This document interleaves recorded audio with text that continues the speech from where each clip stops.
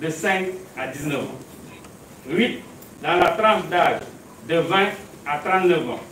45 dans la tranche d'âge de 40 à 59 ans et 158 sont de la tranche d'âge de plus de 60 ans.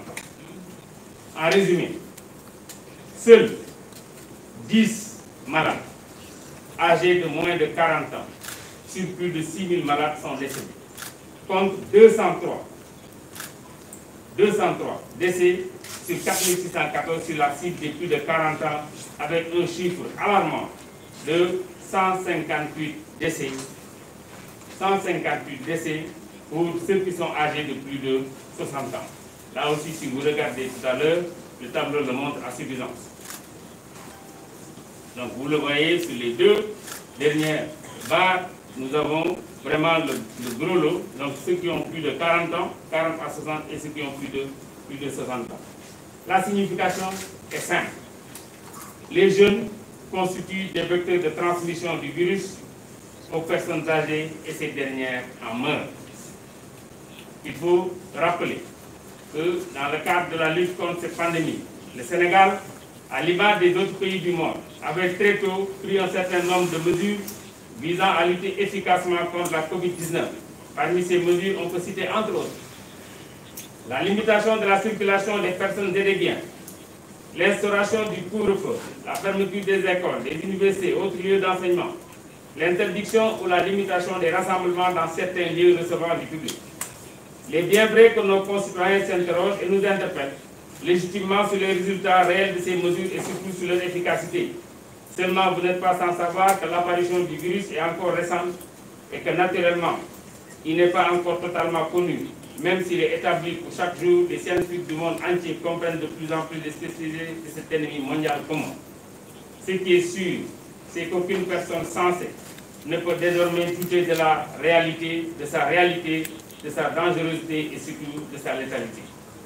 Je rappelle que si certaines personnes sentent à peine les symptômes de la maladie au coronavirus ou en guérissent plus ou moins facilement, d'autres par contre en sont mortes malheureusement et elles deviennent de plus en plus nombreuses. Il est vrai que les personnes les plus fragiles sont les plus âgées et ou atteintes de pathologies chroniques, mais les découvertes récentes ont montré que la tranche jeune est de plus en plus infectée. Dès lors, les jeunes sont interpellés car même s'ils sont souvent asymptomatiques, ils ne constituent pour moi un danger pour eux-mêmes et surtout pour les personnes vulnérables avec lesquelles ils vivent. L'heure est donc pour eux à la prise de conscience et à la responsabilité. L'expérience a montré que partout dans le monde, les mesures barrières appliquées avec rigueur et détermination sont pour le moment la seule arme efficace pour stopper la propagation de cette terrible maladie.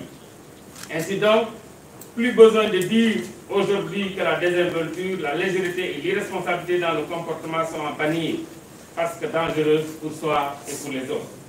Mesdames et messieurs, l'heure n'est pas à la polémique ou aux supputations. L'heure est à l'unisson, à la solidarité et à la responsabilité. Depuis le début, les Sénégalais ont montré avec détermination et abnégation combien il est important d'agir et de réagir ensemble pour faire face à cette pandémie. Cette posture est aujourd'hui plus que jamais d'actualité, parce que l'ennemi est toujours debout, devant nous et prêt à frapper. Malheureusement, nous notons depuis la levée de l'état d'urgence un certain relâchement des populations et un non-respect manifeste des mesures barrières, à la tête desquelles le port du masque et la distanciation physique.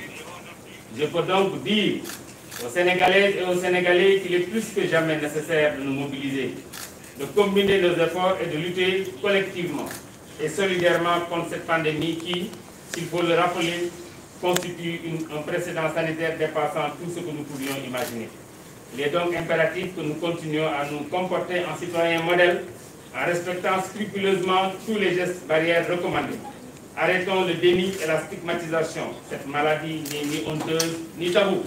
Regardons la réalité en face et agissons en conséquence pour vaincre la COVID-19. C'est ainsi que, faisant suite aux instructions de M. le Président de la République, lors du Conseil des ministres de ce mercredi 5 août 2020, et à la réunion du CNGE, présidée par son Excellence lui-même, hier, je voudrais porter à votre connaissance la prise des décisions suivantes, des mesures suivantes avec effet immédiat. Interdiction des rassemblements, au niveau des plages, des terrains de sport, des espaces publics